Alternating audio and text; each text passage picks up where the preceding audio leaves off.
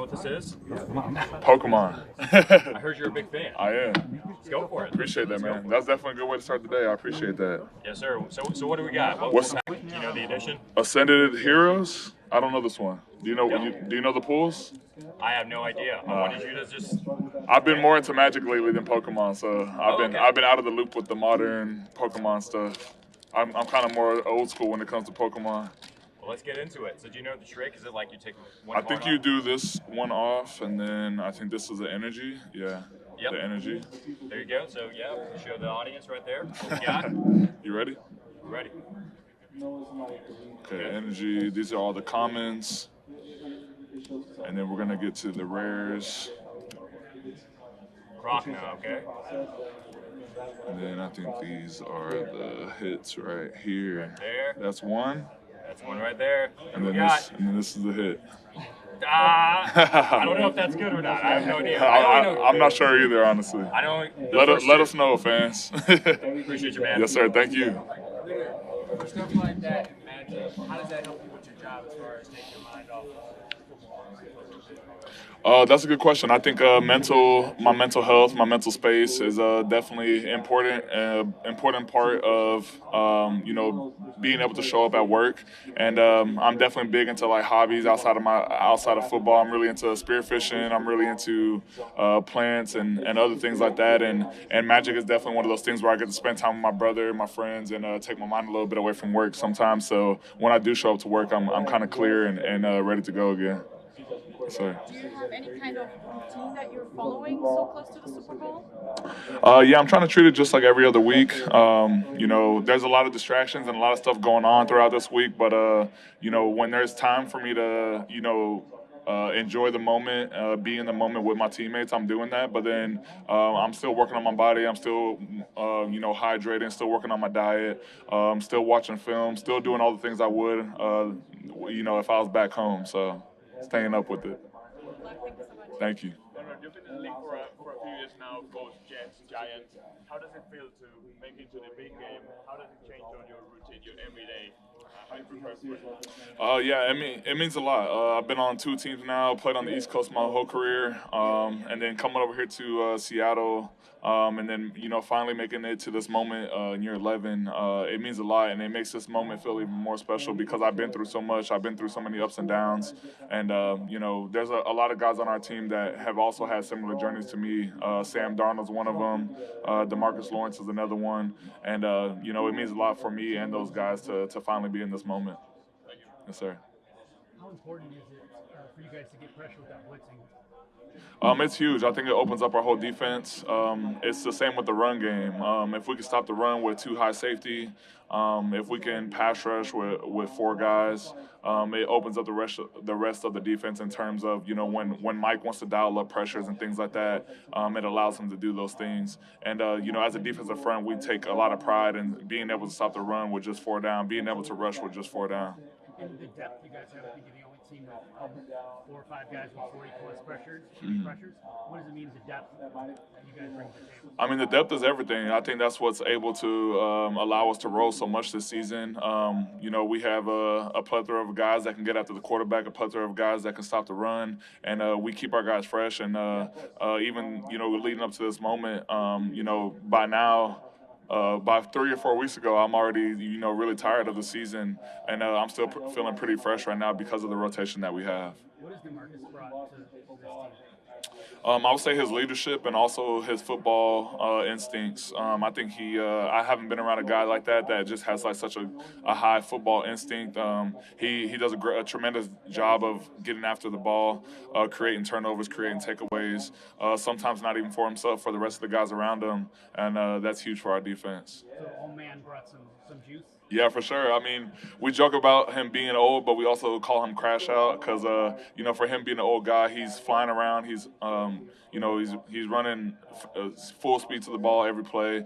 And when young guys see that, they have no choice but to have effort on every down. And it breeds a high-quality competition amongst the guys. Yes, sir. To me, it's just his passion for the game. I've been talking a lot about how AD's been one of my favorite coaches I've been around. And it's not always about X's and O's and things like that, but it's about the way he cares about the man that he's coaching. I think as a player, it allows you to trust the coach when he shows so much passion and thought and care into who's coaching. What's an example of that, like just a little moment that you guys have shared? I think an example is, there's times where I can come to him about off the field stuff. Like this year, I was dealing with some stuff outside of football, just as a man, as a person navigating through life, and I just have so much trust in him that I'm able to go to him, and he could even give me advice and coaching on the side that's outside of football. And I think small moments like that just build trust. Has he brought any of his culture to you guys, and is it an interesting experience kind of learning about his background? Not too much. I think it's like a lot of times like football in the building, but people do joke about his accent and stuff like that all the time. Even still, after 2 years, like people will try to like when he says break it up, like we'll all be in a defensive meeting together with like the corners, linebackers, and D line, and when it's time to break it up, he says like break it up, like it's like in a funny accent, and like guys still this day like still mimic him for it. It's pretty funny. Yes, sir. Right now, but when you look back to your mainland high school days, what do you feel like you think about yourself not only as an athlete but as a person as well? And what do you want to say about Florida football? Wow. Yeah, that's a throwback right there. Thinking of Mainland High School. Shout out to them. They were a big high school football team. They were in the playoffs for like 20 plus years by the time I got there, and I think now still going. And I think, at the time, like being there was my first time playing football. And I would just say I was really persistent at that time. Even then, even as a young athlete, I found that I was a very persistent person. And that's kind of what got me to this point now. Yeah, thank you. Leonard, who came up with the name Dark Side Defense? There was a group of us. We all kind of sit on the same bus. Majority of the defense sits on the same bus 3. And at the back of the bus, it's like me, Jaron Reed, DeMarcus Lawrence, Ernest Jones. And it was like halfway through the season, and we were hearing a lot of comparisons to like Legion of Boom. And I think around that time, we were like, I think it's about time for us to have our own name. And then that's when we kind of came up with the Dark Side. So how did you come up with the name? How did you three come up with it? We were just talking about how, Mike always talks about, people coming to the Pacific Northwest. It's a place where, not many people want to play in that cold, rugged type of weather, a style nobody wants to play and things like that. And we talked about, after the first 3 games of the season, it's pretty much dark in Seattle for the rest of the year. And that's when we came up with the Dark Side. And how much of an influence has the Legion of Boom had in your defense? I think we pay homage to the older guys, the legends that have been here before. They have obviously have a legendary defense, but at the same time, I don't think there's too many similarities. We're our own team, we're our own guys. There's no player on their defense that's on our defense, and I think it's its own entity. What's that? If you could star in a Super Bowl commercial, which one would you star? Ooh, that's a good one. I would say Head and Shoulders. What was the last thing that you Googled? The last thing that I Googled? I think I was looking up Bruce Irvin's stats last night. Yeah. You got a Mount Rushmore of quarterbacks? Mount Rushmore quarterbacks. I would say Tom Brady.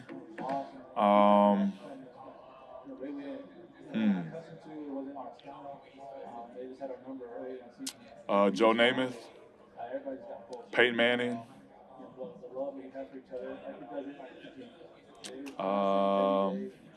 Russell Wilson. What's up? How you doing? Yes, sir. Good to see you. Can you give me a story